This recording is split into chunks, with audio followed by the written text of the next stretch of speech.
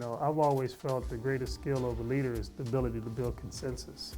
And unfortunately, we find ourselves in a very polarized society these days, and particularly as it pertains to politics, it's very, very partisan.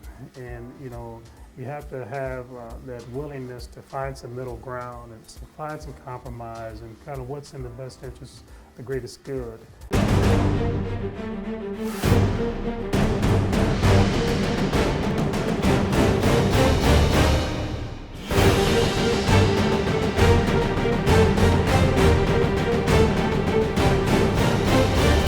Hello, this is Marco Rock.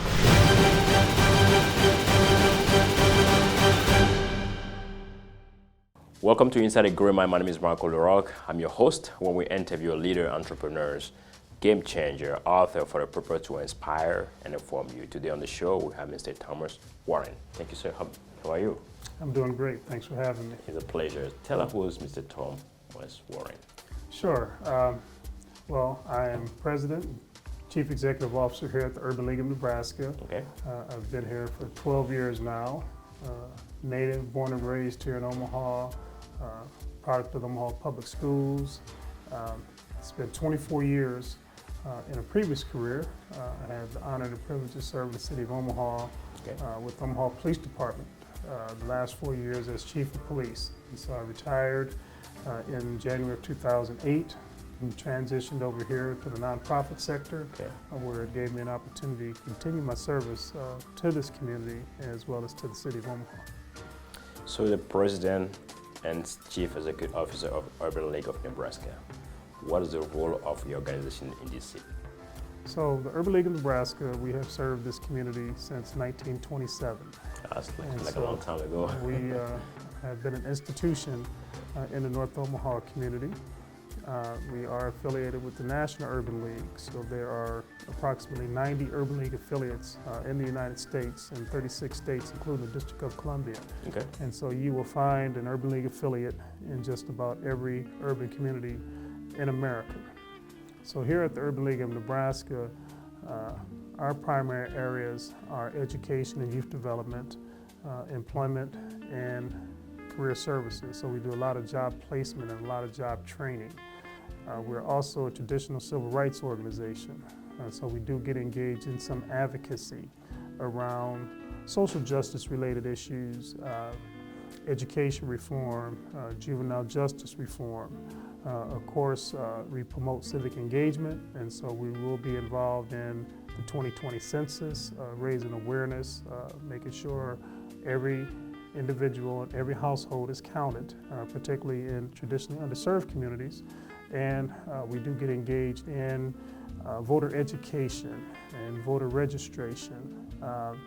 As a nonprofit, obviously we're nonpartisan, but we do get involved in not only increasing participation, but wanting to make sure that the voting public is informed on those issues that affect their lives. And so we will also be engaged in the 2020 campaigns.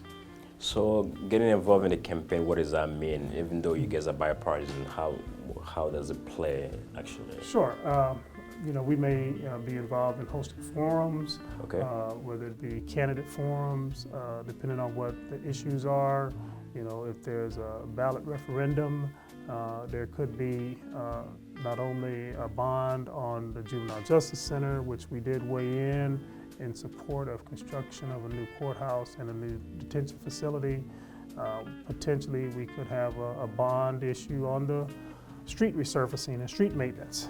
That also could hit the ballot. And so we can get engaged in issues and informing the public on issues that affect their lives.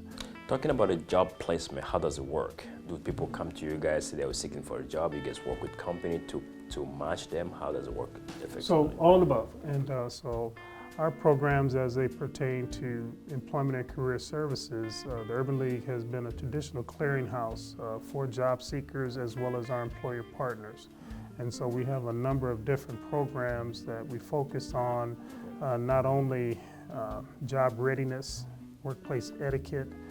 We also host many career fairs or job fairs here at the league. We have annual Celebrate Diversity job fair, a fairly large event where we'll have this past year, and in fact it was just this past October, 46 employer partners across every sector. We hosted it at Metropolitan Community College, where we'll bring those employer partners together. You know, we have a very extensive clientele, a list of individuals who have participated in our programs, and of course we advertise very aggressively in terms of when these opportunities are available. We participate in the Step Up Summer Youth Employment Program, where we'll case manage 150 youth and young adults at work sites throughout the city, where they get very valuable employment experience, career readiness. But our signature programs in Employment and Career Services, we have what we call our Employment Boot Camp. Okay.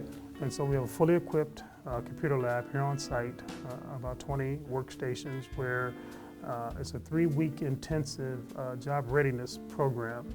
What we realize and what we hear from our employer partners is oftentimes that it is not just from underserved communities that individuals are not workplace ready, and they may lack some of the soft skills. And then if an individual hasn't been in the workforce for some time or looking to re-enter the workforce, they may lack some of the skills necessary to not only obtain employment, but even retention and being able to retain employment. And by that I mean what makes a good employee. And so we focus on some of the very basic rudimentary skills. We have a curriculum called Bring Your A Game, where Bring Your A Game. Bring Your A Game. Okay. It focuses on attendance, attitude, attire, making sure that individuals get along with their coworkers, accept feedback. Some things you take for granted, but as an employer, what we find, what we hear from our employer partners, I mean, what's the number one reason a person loses their job? Attendance.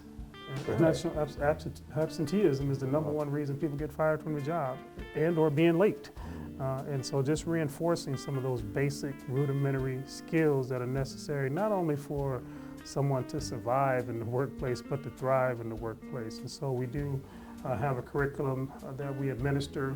In addition, we have employer partners that actually come on site to administer part of the curriculum. They'll come on site, they will conduct mock interviews. Okay. They will do resume critiques. This past session, we have a relationship with LinkedIn. And LinkedIn is obviously becoming one of the more popular mediums to find a job, as well as our employers are using it kind of like as a career link. Correct. Where to go out and seek Seek a job. individuals that may have an interest or an aptitude or a skill set that they're looking for. And so they use it as a recruiting tool.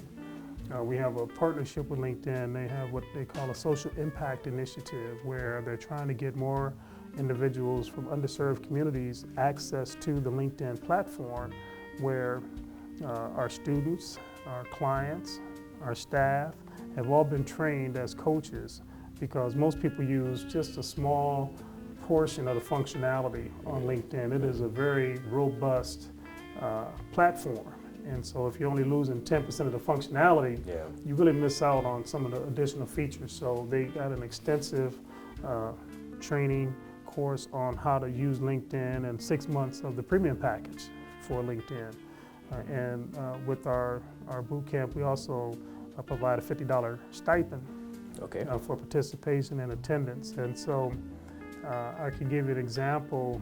We just had a tech camp where we partnered with the AIM Institute. Okay. In fact, graduation was just last night. Wow. And so this was a little longer version, and we have had experiences where we'll have an industry-specific job training program. In this particular instance, with the tech sector and the demands for tech talent being so significant these days, AIM reached out to us. We partnered with them and Heartland Workforce Solutions to develop a curriculum where we did the first 3 weeks of job readiness. Okay. And then they had coding, they had web development. They completed the course with certificates and credentials that will make them much more employable. Correct. And of course, we provided them with the coaching aspects because some of them hadn't been in the job market for some time. Not only being able to focus on a job search and who's hiring, but to prepare themselves on how to interview properly and to how to sell themselves and to brush up their resume so that they're much more marketable. So in today's world, what as a leader in the community, what skill do you think a young professional need to be an effective leader?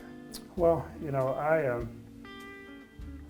always look at really those basic personal characteristics of honesty, integrity, and trustworthiness. I mean, that's where you start. And really in terms of character development. Leadership sometimes is innate. They're natural born leaders, but also do feel that you can develop your leadership ability depending on what your interest is. If it's interest in public service, certainly there are programs and opportunities and even support of nonprofit organizations as volunteers where you can serve on a board or serve on a committee. Really is volunteering your time and talent to learn how to support organizations. If individuals aspire for public service or running for elected office, really just having those skills from something as basic as just understanding parliamentary rule and procedure, Robert's Rules of Order, how to run a meeting, and prescribing and understanding the protocols. And then, of course, in terms of style, I've always felt the greatest skill of a leader is the ability to build consensus. And unfortunately, we find ourselves in a very polarized society these days, and particularly as it pertains to politics, it's very, very partisan. And you have to have that willingness to find some middle ground and to find some compromise and kind of what's in the best interest, the greatest good. And so from my perspective, I've always been one that felt that it was very important to serve and to be a servant leader. Yes. And to contribute to improving conditions. Find somewhere where you can commit your time, your talent, your resources to give back and to contribute to improving conditions in your community or in your city. That's what makes our city a better place to live. Who inspires you? Well, I was blessed to have had two very socially conscious parents. My parents, unfortunately, are deceased, but they were my role models. But I also had some very, very just strong mentors, individuals that took time with me personally. They not only maybe felt that I had some potential, if you will, and really had some confidence and would take me aside and share their wisdom, if you will. And of course, it was important for me to listen and to accept the feedback, but had the good fortune of knowing Mr. Washington as a youth and a young adult. And he would pull me aside, and I had the privilege of spending some time with Charlie. And as I was navigating my professional career, particularly early in my career with the Omaha Police Department, I spent a lot of time with Charlie. He was kind of like the ultimate political insider and really educated me on how to navigate within that political environment. Awesome. If you had power to make one positive change in the world, what would that be? Well, as I mentioned, the polarization now frustrates me somewhat. And I just wish that there was more kind of respect and decorum, particularly in our political institutions. When you see what's going on these days, particularly in Washington, D.C., and you see, depending on what channel you watch, depending on your political affiliation or what party you support, it's almost as if there's two different versions of reality. And so I just wish it was more collegial, more willingness to have civil discourse. I mean, you can have disagreements, They can be respectful disagreements, and you can have philosophical debates, but the hatred, the polarization, the animosity, it's a bit frustrating. What would be your last advice tip to my audience? Well, I could tell you that I do feel that here in Omaha, this is a good place to live. It's a great place to raise a family. We have a tremendous amount of growth potential in our local economy. Find a nonprofit, find a community-based organization, find that agency where you can devote your time and attention, your talent. Of course, if interested, your treasure, because for those of us in the nonprofit sector, we couldn't survive without the support of our volunteers. And that's volunteers, whether they're members of our board of directors or those that support our programs and activities. And so what I found is that when you volunteer, it makes you whole, and you probably get more out of it than, in terms of whatever service you may be providing. You will also be fulfilled. Mr. Warren, thank you so much for your time. You're very welcome. Appreciate it. Thanks for having me. Yes.